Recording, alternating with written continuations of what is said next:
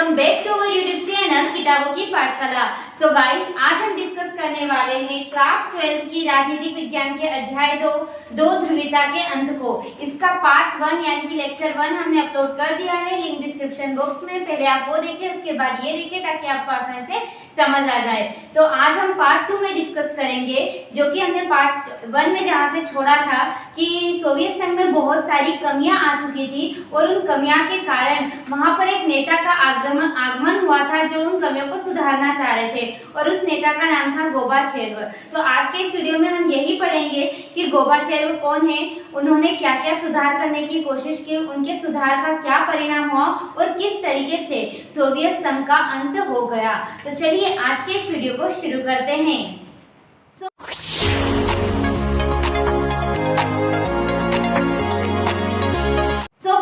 सबसे पहले हम देखेंगे कि गोबाचेव कौन थे।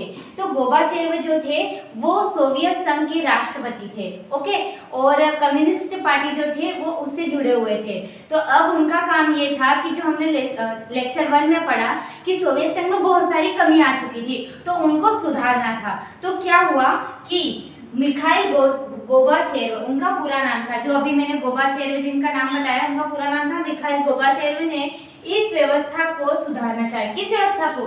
जो कमियां आ गई थी ना सोवियत संघ में, उनको सुधारना चाहा। गोबाचेव ने पश्चिम के देशों के साथ, जो भी पश्चिम के देश थे, पश्चिम के देश कौन? अमेरिका की तरफ के साथ संबंधों को सामान्य, उसने सोचा कि हम संबंधों को कैसे बनाते हैं? सामान्य, पहले कैसे थे? खराब थे, सामान्य बनाने और सोवियत संघ को लोकतांत्रिक रूप देने। यानी कि पहले क्या था, एक ही पार्टी का दबदबा था, कम्युनिस्ट पार्टी का, बट अब वो चाहते थे कि हम क्या करें, सोवियत संघ को एक लोकतांत्रिक रूप देने का वहां सुधार करने का फैसला लिया। किसने किया? मिखाइल गोबाचेव ने। क्यों किया? क्योंकि सोवियत संघ में ऐसी बहुत सारी कमियां आ चुकी थी जिनका हमने लेक्चर 1 में अध्ययन किया था। तो गोबाचेव ने अब उसने क्या है, नीति अपनाई कि क्या क्या किया उसने। तो गोबाचेव ने देश के अंदर आर्थिक व राजनीतिक सुधारों, यानी कि आर्थिक तौर पर ये आर्थिक स्थिति को सुधारना और राजनीतिक स्थिति को सुधारने का प्रयास किया और लोकतंत्रीकरण की नीति चलाई। उसने कौन सी नीति? लोकतंत्रीकरण की नीति चलाई, यानी कि जनता के तंत्र की नीति चलाई।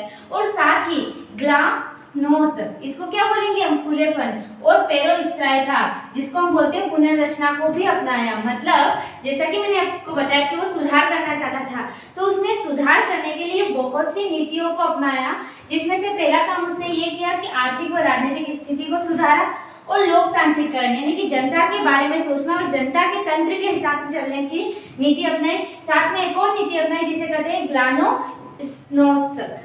ग्लासनोस्ट, जिसे हम कहेंगे खुलेपन की, यानी कि जनता को जो पहले कड़े कानून नियम थे उनमें थोड़ी सी ढील दी, खुलापन दिया। और पेरोस्त्रायका ने पुनर्रचना, यानी कि जो सोवियत संघ था उसकी डबल से उसकी पुनर्रचना की गई, पुनः रचना करना। तो पुनर्रचना की गई, जो जो उसमें कमियां थी उनको इस तरीके से उसने सुधारने का कोशिश करने लगा। अब क्या हुआ, इन सुधार नीतियों का कम्युनिस्ट पार्टी के नेताओं ने विरोध किया। अब वो था तो कम्युनिस्ट पार्टी का, पर जो नेता थे उसके ग्रुप के, वो विरोध करने लग गए, क्योंकि उन्हें वो थे ही सत्तावादी, वो तो सत्ता पे ध्यान दे रहे थे और मिखाइल गोबाचेव आके सुधार करना चाहते थे। तो उसी पार्टी के नेताओं ने क्या किया, गोबाचेव जी का विरोध करना शुरू किया। अब विरोध हो रहा था, सब बोल रहे थे कि गोबाचेव जी ऐसे कर रहे वैसे, पर एक टाइम क्या हुआ, पूरा का पूरा काम उल्टा हो गया। जो विरोध कर रहे थे ना वही उनके साथ देने लग गए, यानी कि 1991 में एक तख्ता पलट हुआ, एक उल्टा काम हुआ, और कम्युनिस्ट पार्टी से जुड़े गर्मपंथियों ने इसे बढ़ावा दिया। यानी कि जो कम्युनिस्ट पार्टी के गर्मपंथी थे, ओके, गर्मपंथी एक प्रकार जैसे नरमपंथी और गर्मपंथी होते हैं उस टाइप के, तो एक विचारधारा है। तो गर्मपंथी लोग जो थे, गर्मपंथी विचारधारा को जो लोग मानते थे, वो क्या करने लग गए, गोबाचेव जी का साथ देने लग गए। अब ऐसी स्थिति है कि कम्युनिस्ट पार्टी के लोग भी अब गोबाचेव जी का साथ दे रहे थे, और गोबाचेव जी ने क्या किया था, ढील दे दी थी, लोकतंत्रीकरण कर दी थी, लोगों को स्वतंत्रता दे दी थी।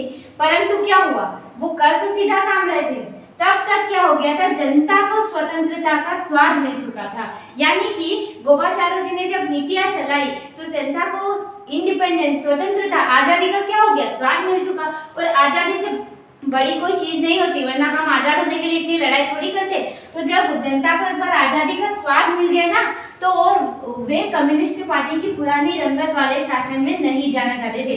जनता को समझ में आ गया कि सही मायने में आजादी ही सच्चा जीवन है, तो फिर उन्होंने जनता ने बोल दिया भाई कम्युनिस्ट पार्टी अच्छा करे बुरा करे हमें इनके शासन में रहना ही नहीं है, हम तो इंडिपेंडेंट रहेंगे, लोकतांत्रिक रहेंगे। ओके, तो नहीं जाना चाहते, वो कम्युनिस्ट पार्टी के शासन में नहीं जाना चाहते और इस तरह जनता विरोध करने लग गई कि हम इस पार्टी में नहीं जाना चाहते और हम इस तरीके नियम को फॉलो नहीं करेंगे और विरोध होने लगा। और उसी टाइम पर एक नेता ने इस विरोध का फायदा उठाया। उस नेता का नाम है बोरिस येल्त्सिन। बोरिस येल्त्सिन, नाम थोड़े से डिफरेंट है बिकॉज ये अनदर कंट्री के हैं इसलिए। इसने क्या किया, इस मौके का फायदा उठाया और जनता का समर्थन किया कि नहीं अब हमें ऐसा कोई शासन नहीं चाहिए, अब हम स्वतंत्रता से रहेंगे, आजादी से रहेंगे। और क्या किया, इसने आम चुनाव जीता, यानी कि उस टाइम पे चुनाव लड़ा और चुनाव जीत भी गया और लोगों की नजरों में येल्त्सिन क्या बन गया, नायक की तरह उभरा, एक नायक एक हीरो की तरह रोल प्ले करने लगा। और फिर इसी के नेतृत्व में सन 1991 के दिसंबर में येल्त्सिन के नेतृत्व में सोवियत संघ के तीन बड़े गणराज्य ओके, रूस, यूक्रेन और बेलारूस ने सोवियत संघ की समाप्ति की घोषणा कर दी। यानी कि ये जो विरोध हो रहा था कि अब हम इस शासन में नहीं रहेंगे, हमें आजादी चाहिए, हम ऐसा कुछ भी नियम फॉलो नहीं करेंगे, तो इसका फायदा किसने उठाया, बोरिस येल्त्सिन ने। अब इसने फायदा उठाया और ये चुनाव लड़ा, चुनाव जीत भी गया क्योंकि लोगों की तरफ था ना और एक हीरो की तरह उभरा। अब इसने क्या किया, इसके ही नेतृत्व में जो बड़े बड़े राज्य थे जैसे कि बात करें रूस, यूक्रेन, बेलारूस, इन्होंने घोषणा कर दी कि हम सोवियत संघ के साथ नहीं रहेंगे और सोवियत संघ की क्या की जाए, समाप्ति की जाए और समाप्ति की घोषणा कर दी। और इसी प्रकार क्या हुआ, इसी प्रकार 25 दिसंबर 1991 में सोवियत संघ का अंत हो गया, यानी कि सोवियत संघ समाप्त हो गया। सो आई होप आप समझ गए होंगे कि सोवियत संघ कैसे समाप्त हुआ। तो सोवियत संघ में कुछ कमियां आई, उसके बाद उसके सुधार के लिए गोबाचेव जी आए, उन्होंने कुछ नीतियां चलाई, जनता को ढील दी, पर वो ढील क्या हो गई, उल्टी ही पड़ गई क्योंकि जनता को स्वतंत्रता का स्वाद मिल गया। तो उन्होंने सोच लिया अब तुम अच्छा करो बुरा हम तो रहेंगे इंडिपेंडेंट, स्वतंत्र, क्योंकि पता ही है हमें स्वतंत्रता से बड़ी कोई चीज होती है, आजादी से बड़ी कोई चीज नहीं होती है। तो उन्हें स्वाद मिल गया, तो इसी मौके का फायदा उठाया बोरिस येल्त्सिन ने और ये क्या हुआ, एक नायक की तरह उभरा और इसने किया एक नेतृत्व और कहा कि हम सोवियत संघ का समाप्त करते हैं, सोवियत संघ की समाप्ति की घोषणा करते हैं। और तीन राज्यों, बड़े बड़े तीन राज्य रूस, यूक्रेन और बेलारूस ने सोवियत संघ की समाप्ति की घोषणा कर दी। कब करी, तो 25 दिसंबर 1991 को सोवियत संघ का अंत हो गया। तो यहाँ से क्या 1 मार्क्स का क्वेश्चन अक्सर आता है एमसीक्यू में कि कब सोवियत संघ का विघटन हुआ, ऐसा कब सोवियत संघ का अंत हुआ, तो ये डेट आपको अच्छे से याद रखनी है। तो अब आप समझ गए। तो यहाँ से एक तो क्वेश्चन ये बनता है कि बोरिस येल्त्सिन कौन है, सोवियत संघ की अंत की घोषणा किसने की, ये कुछ पॉइंट आपको याद रखने हैं। और गोबाचेव ने कौन कौन सी नीतियां चलाई थी, आर्थिक राजनीतिक सुधार की, लोकतंत्रीकरण की और ग्लानोस्ट की और पेरेस्ट्रोइका की। ओके, तो ये आपको यहाँ पे ध्यान रखना है। अब देखो हमने ये सब तो देख लिया कि उनमें कमियां आई, कैसे सोवियत संघ का विघटन हो गया, पूरी प्रोसेस हमने समझ ली।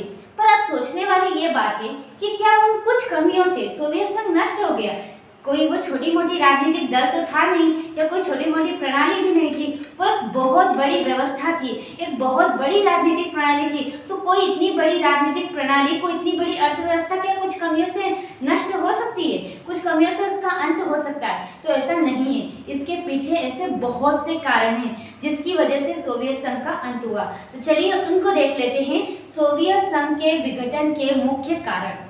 चलिए देख लेते हैं सोवियत संघ के विघटन के सबसे पहले कारण को। तो सबसे पहला कारण है सोवियत संघ की राजनीतिक व आर्थिक संस्थाएं, यानी कि जो सोवियत संघ में राजनीति से जुड़ी हुई और आर्थिक यानी कि इकोनॉमी से जुड़ी हुई जो संस्थाएं थी वो अंदरूनी रूप से क्या हो गई थी, कमजोरी, अंदरूनी कमजोरी के कारण लोगों की आकांक्षाओं को पूरा नहीं कर सकी। यही सोवियत संघ के पतन का कारण रहा। यानी कि सोवियत संघ के पतन का सबसे पहला कारण क्या रहा कि वहाँ की जो संस्थाएं थी, जो मेन ब्रांचेस थी, वो जो जनता की उम्मीदें थी उनको पूरा नहीं कर पा रही थी। तो जनता की जब उम्मीद पूरी नहीं कर पाएगी तो कैसे चलेगा देश या कैसे उस कंट्री का डेवलपमेंट होगा? तो पहला कारण तो ये रहा सोवियत संघ के विघटन का। ओके, दूसरा कारण रहा सोवियत संघ ने अपने संसाधनों का अधिकांश प्रयोग, संसाधन मतलब जो भी उसके जो भी उस देश में उत्पन्न हो रही वस्तु है, ओके, तो संसाधनों का अधिकांश प्रयोग परमाणु हथियारों व सैन्य साजों के समान में करता था। यानी कि जो सोवियत संघ था, जो भी संसाधन वहां पर उत्पन्न हो रहा है उनका ज्यादा से ज्यादा वो प्रयोग कहाँ कर रहा है, एक तो हथियारों में, परमाणु हथियारों में, और सेना के लिए कर रहा है। मतलब अंदर उद्योगों पर और इन पर ध्यान नहीं देगा, केवल सेना पे ध्यान देगा। तो इससे क्या होगा, किसी भी देश का नुकसान होगा ही सही, क्योंकि अगर सेना किस लिए होती है, अंदर के प्रोडक्शन के लिए। अब अंदर ही अच्छी चीज नहीं है तो किसका प्रोडक्शन करेगी, ओके। तो समान में करता था, साथ ही पूर्वी यूरोप के पिछड़े देश के विकास में भी। अब खुद का विकास में कमी आ रही है, फिर भी वो साथ में दूसरे देशों को लेने के लिए वो क्या कर रहा है, पूर्वी यूरोप के जो देश थे उसे अपने अंडर लाने के लिए उनके भी विकास में सहायता कर रहा है। अपने संसाधनों का प्रयोग करता था, जिससे उस पर क्या हुआ, गहरा आर्थिक दबाव पड़ा और सोवियत संघ इसका सामना नहीं कर सका। यानी कि पैसा आपके पास लिमिटेड है, आपकी खुद के घर में जरूरत है पैसे की और आप दे रहे हो दूसरों को, तो क्या होगा, घर में तो दिक्कत आएगी ना। तो यही हुआ, सोवियत संघ में खुद जरूरत थी अंदर पैसे की और वो दूसरे देशों को दे रहा था और साथ में ऐसे सामान खरीद रहा था या ऐसे सामान बना रहा था जो उस टाइम के लिए इम्पोर्टेंट थे, पर इतने इम्पोर्टेंट नहीं कि जो चीज मैंने शिक्षा, स्वास्थ्य, भोजन इन पर ध्यान देने की बजाय वह हथियारों और सैन्य सामानों पर ध्यान दे रहा था, जिसकी वजह से क्या हुआ, उस पर काफी आर्थिक दबाव बढ़ा और उसका वह सामना नहीं कर सका। तो दूसरा मुख्य कारण ये रहा सोवियत संघ के विघटन का। अब बढ़ते हैं तीसरे मुख्य कारण की तरफ। तो तीसरा मुख्य कारण है सोवियत संघ का स्वयं को पूंजीवाद से बेहतर बताना। यानी कि सोवियत संघ क्या करता था, स्वयं को पूंजीवाद से बेहतर बताना था कि हम पूंजीवाद जो इकोनॉमी है उससे हमारी इकोनॉमी ज्यादा अच्छी है। परंतु वास्तव में क्या था, परंतु वहां की जनता की जानकारी बढ़ी और जनता ने पश्चिमी देशों व सोवियत संघ के बीच मौजूद अंतर को भांप लिया। यानी कि क्या हो रहा था, सोवियत संघ तो ये बता रहा था कि पश्चिम से हम आगे निकल चुके हैं, हम बेहतर है, बट रियलिटी ये थी कि पश्चिम के देश कहीं ज्यादा आगे निकल गए थे और सोवियत संघ पीछे छूट गया था। और जब सोवियत संघ की जनता की जानकारी बढ़ी तो उन्हें ये बात पता लग गई। तो इससे क्या हुआ, उन्हें एक धक्का लगा, मनोवैज्ञानिक धक्का लगा, जो भी क्या रहा, सोवियत संघ के विघटन का एक कारण बना। क्योंकि अगर जनता को ही अपने संघ पर विश्वास नहीं रहेगा, उसे खुद को ऐसा लगा कि अरे यार ये अपने ही संघ वाले हमको गलत इन्फॉर्मेशन दे रहे हैं कि हम आगे जबकि हम पीछे हैं, तो जब उनको खुद को धक्का लगा, उनका विश्वास टूट गया, तो कोई संघ कैसे आगे बढ़ सकता है, कोई देश कैसे आगे बढ़ सकता है। तो यही सिचुएशन यहाँ पे रही, जनता का सोवियत संघ से विश्वास उठ गया। और क्यों उठा, क्योंकि उन्हें एकदम धक्का लगा कि हम इतने पीछे रह चुके हैं।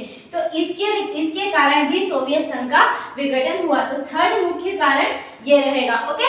चलिए अब बढ़ते हैं चौथे कारण की तरफ। तो चौथा कारण है गोबाचेव। अब गोबाचेव जी कैसे हो सकते हैं सोवियत संघ के विघटन के कारण, तो मैंने बताया था गोबाचेव जी एक नेता थे जो सुधार करने के लिए आया था, पर सब कुछ क्या हो गया था, उल्टा वो कर रहे थे सुधार और जनता को बिल्कुल वो पसंद नहीं आ रहा था और इससे क्या हो गया, सोवियत संघ का अंत हो गया। तो देखो गोबाचेव ने सोवियत संघ की स्थिति को देखते हुए, सोवियत संघ की स्थिति कैसे हो रही थी, कुछ कमी आ गई थी, राजनीतिक व आर्थिक तथा लोकतंत्रीकरण सुधार किए। लोकतंत्रीकरण, राजनीतिक, आर्थिक सुधार करने की कोशिश की, जिससे क्या हो गई, व्यवस्था को ढील दी गई। अब लोकतंत्रीकरण है यानी कि आजादी है, स्वतंत्रता है, तो जनता को स्वतंत्रता मिली, ढील दी गई। तो जनता की जो आकांक्षा है, आकांक्षा का मतलब उम्मीदें है का ऐसा ज्वार उमड़ा, यानी कि ऐसी आंधी आई है, ऐसा लोगों में ऐसी भावना इतनी अधिक हो गई आजादी की कि उस पर काबू पाना क्या हो गया, असंभव हो गया।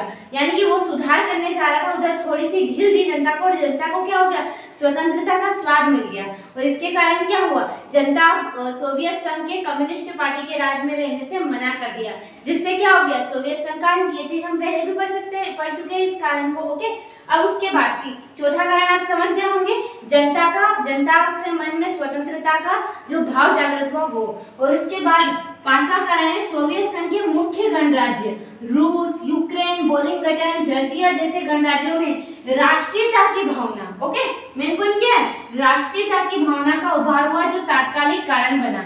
यानी कि जो भी वहाँ के बड़े बड़े देश थे, कौन से हमने पढ़े यहाँ पर, रूस, यूक्रेन, बोलिंगटन, जॉर्जिया, उनमें राष्ट्रीयता की भावना, इंडिपेंडेंस की भावना अपने राष्ट्र के स्वावलंबन की भावना उत्पन्न हो गई। उससे क्या हो गया, उससे जो ये तात्कालिक कारण बन गया, हर किसी जनता के मन में, हर किसी राज्य के मन में या किसी देश के मन में ये आ गया कि नहीं, अब हम खुद प्रभुत्व राज्य बनाएंगे, खुद इंडिपेंडेंट रहेंगे। तो उससे क्या हो गया, सबके मन में ये भाव उत्पन्न हुआ और सोवियत संघ का अंत हो गया। तो यही क्या था उस टाइम का तात्कालिक कारण। तो ये 5 मुख्य कारण थे जो सोवियत संघ के विघटन में मेन रोल प्ले किया। सबसे पहले क्या, सबसे पहले वहाँ की अंदरूनी संस्थाओं में कमजोरी। दूसरे नंबर का क्या है, उन्होंने सैन्य साजो हथियारों पर ज्यादा अपने संसाधन लगाए। तीसरा क्या है, वहाँ की जनता को धक्का लगा, पश्चिम देश बहुत आगे निकल चुके थे। चौथा क्या है, चौथा ये था कि जो वहाँ की गोबाचेव ने सुधार करने चाहे वो सारे उल्टे पड़ गए और जनता को वो सब गलत लगने लगे। और उसके बाद 5वां क्या है, राष्ट्रीयता की भावना का उभार होना। तो ये 5 मुख्य कारण है जिनकी वजह से सोवियत संघ का विघटन हुआ। तो आई होप आप अच्छे से समझ गए होंगे कि सोवियत संघ का विघटन कैसे हुआ। ये 4 या 5 मार्क्स में क्वेश्चन अक्सर पूछा जाता है, इसलिए इसे अच्छे से समझ ले और यही पॉइंट आप अपने एग्जाम में भी लिख सकते हैं। सो आज के पूरे लेक्चर में हमने क्या पढ़ा उसको एक बार मैं रिकॉल कर देती हूँ। हमने पढ़ा गोबाचेव जी क्या थे, कौन थे, फिर बहुत सारी कमियां आई थी, उनके कारण उन्होंने सुधार के लिए क्या क्या नीति चलाई। उसके बाद किस प्रकार एक नए नेता बोरिस येल्त्सिन की एंट्री हुई और उनकी वजह से कैसे सोवियत संघ का पूरा विघटन हो चुका। उसके बाद हमने देखा कि सोवियत संघ इतनी बड़ी राजनीतिक प्रणाली थी तो उसके विघटन के कोई छोटे छोटे कारण तो हो नहीं सकते।